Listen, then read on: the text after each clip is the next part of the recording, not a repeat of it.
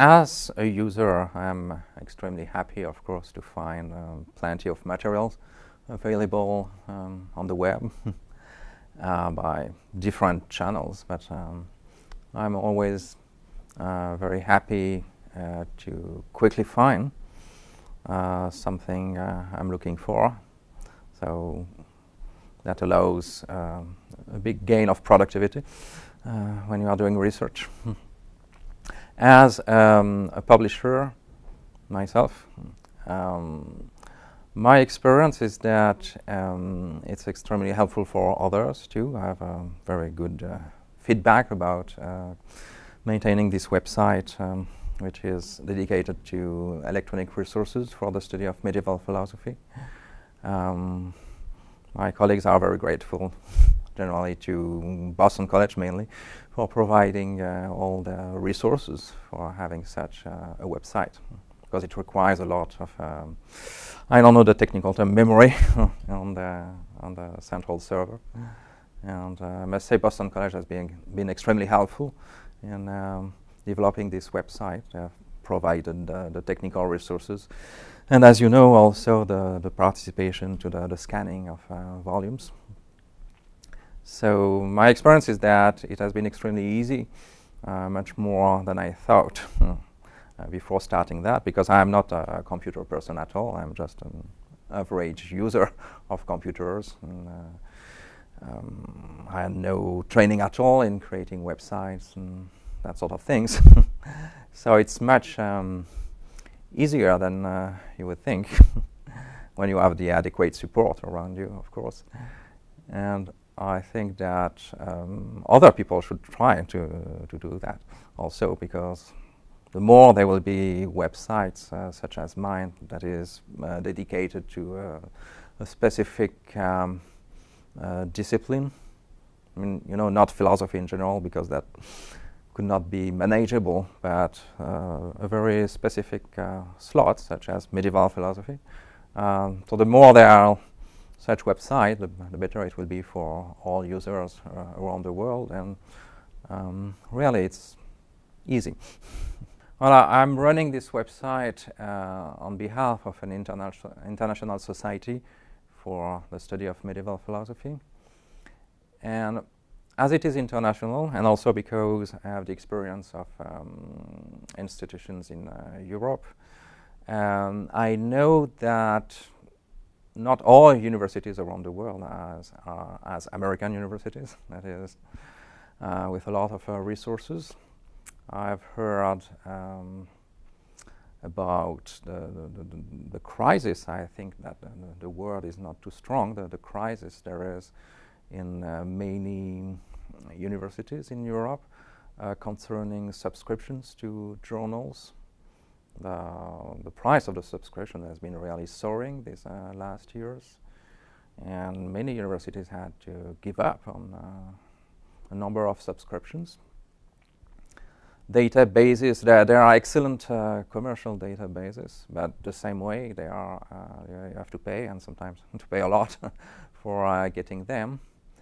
So I've conceived my website as a service to the community, making available as much as I can, and within the legal limits, of course, of copyright, as many materials I can find. I think that's something that institutions which have the means to do that should do as a service for the international community of researchers. I think that the open access system grants a lot of transparency in the realm of academia, because very often the paying websites are a kind of filter or screen preventing you to access to direct information, to sometimes to quickly see what it is about, what the paper is about. What I like as a user is to be able to go directly to the website of a colleague and see what are his last articles, what's the general scope of his research and publication. I think I get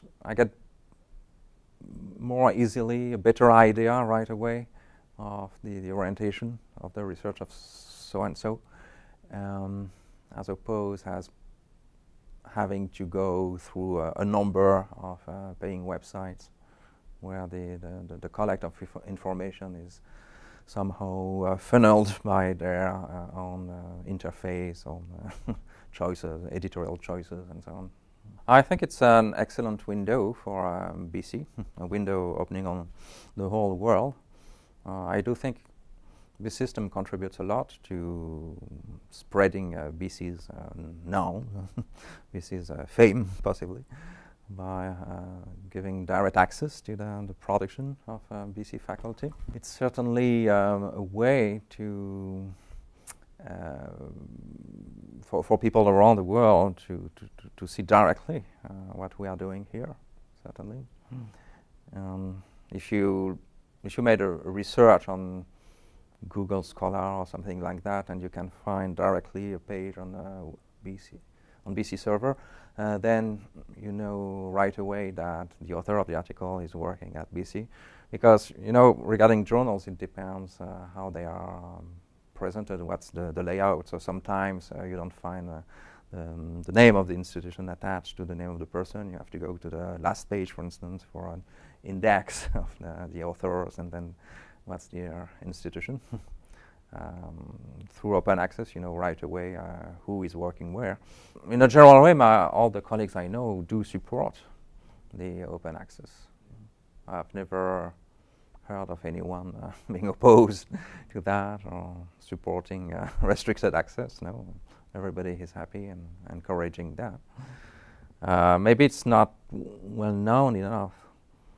I mean, many colleagues believe, for instance, that they are giving away their copyright on their intellectual production as soon as they are publishing it somewhere, which is not true systematically.